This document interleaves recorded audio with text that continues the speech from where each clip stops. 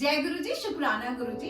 संगीत जी, आज हम दिव्याभा के पेज नंबर 141 पे हैं और ये जो सत्संग शेयर किया है वो हमें श्रीमती गायत्री सबरवाल गुड़गांव से है, उन्होंने शेयर किया है। तो हम सत्संग स्टार्ट करते हैं। कौन कह सकता है कि हमने ईश्वर के दर्शन किए हैं? मैं कह सकती हूँ, गुरुजी मेरे परमेश्वर है। मुझे प्रतीत होने लगा है कि कोई देवता मेरे गुरु सदृश नहीं है, वह महान है। उनके जैसा ना कोई कभी हुआ है और ना ही कभी होगा। किसी को उन्हें अपने कष्ट बताने की आवश्यकता है ही नहीं, वह सब जानते हैं। एक बार उनके पद पर अग्रसर होने के पश्चात कर्म स्वयं होने लगते हैं। आपको उनमें मात्र विश्वास करना है, आस्था रखनी है और कभी कुछ मांगना ही नहीं है। मेरे पुत्र उद्धव को 1.5 वर्ष की आयु से अस्थमा रहा था। जब मैंने गुरुजी को बताना चाहा तो उन्होंने मुझे रोक दिया और कहा कि मैं स्वयं अपना अहित करूंगी। यह कथन उनका आदेश था और मैं चुप हो गई। उसके 2.5 वर्ष बाद गुरुजी हमारे घर एक विवाह के अवसर पर आए और उन्होंने उद्धव को 1 गिलास जल पीने के लिए दिया। मेरे पुत्र को गुरुजी का आशीष मिल चुका था। उस जल को पीने के बाद उसे कभी अस्थमा का दौरा नहीं पड़ा। उसमें अभूतपूर्व सुधार हुआ, उसकी लंबाई बढ़ गई, उसका वजन भी बढ़ा और अब वह एक सक्रिय बालक है। मेरे पति को भी दमा था। जब वह गुरुजी से पहली बार मिले तो गुरुजी ने कहा कि वह अत्यंत अंधविश्वासी हैं। उन्हें उनके इस कथन के साथ ही उनकी आधी समस्याएं तो तुरंत ही समाप्त हो गई। गुरुजी ने उनको ताम्र लोटे से जल पीने को कहा और शीघ्र ही उनके अस्थमा की भी इति हो गई। मुझे भी गुरु कृपा प्राप्त हुई। मेरी आंख में एक पुटक था और चिकित्सक ने उसे साधारण शल्य क्रिया से निकालने का सुझाव दिया था। मैं भयभीत थी।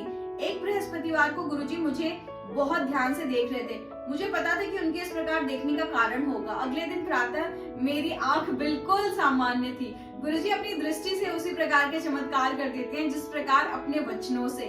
5 वर्ष पूर्व मेरे ससुर को हृदय का दौरा पड़ा था। उन्हें मलेरकोटला के हृदय रोग संस्थान ले जाया गया, जहां उनकी एंजियोप्लास्टी होनी थी। गुरुजी ने कहा कल्याण हो गया और उसके बाद सब ठीक हो गया। जब वो वहां से निवृत्त होकर घर लौट रहे थे तो हृदय रोग विशेषज्ञ ने बताया कि उनके हृदय की अग्र स्नायु क्षतिग्रस्त है और उसमें कोई सुधार संभव नहीं है। घर लौटते हुए जब हमने गुरुजी के दर्शन किए तो उन्होंने शुद्ध देशी घी से बना हुआ हलवा खाने को दिया। इसके उपरांत मेरे ससुर अपना सामान्य कार्य करने लगे। औषधि के रूप में गुरुजी ने उन्हें प्रतिदिन विस्की के 2 पैक पीते रहने को कहा।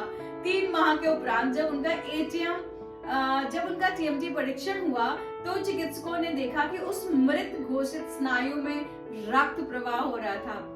यह अनुभव गुरुजी के क्रियात्मक रूप को साकार करते हैं। वह सब कुछ करने की क्षमता रखते हैं। उनके शब्दकोश में कुछ भी असंभव नहीं है, केवल श्रद्धा, निष्ठा और धैर्य की आवश्यकता है। जय गुरु जी, शुक्राना गुरु जी। तो संगत जी, मैंने इसके पहले भी एक सत्संग सुना था जिसमें एक आंटी थे और उनको वो बहुत ज्यादा वाइन पिया करती थी, रेड वाइन पिया करती थी। तो गुरुजी से ना उनको हिम्मत नहीं हो पाती थी बोलने की कि मतलब कैसे वो बोले ना कि गुरुजी मेरी वाइन छुड़ा दो या जो भी है। उनकी प्रॉब्लम जो भी थी, उनके शायद घुटनों में ना कुछ पेन वगैरह का इश्यू था। तो गुरुजी ने उनको ना रेड वाइन ऐसे ब्लेस करके दिया था और वो रेड वाइन पिला के उन्होंने उन आंटी का पूरी घुटनों की प्रॉब्लम खत्म कर दी थी।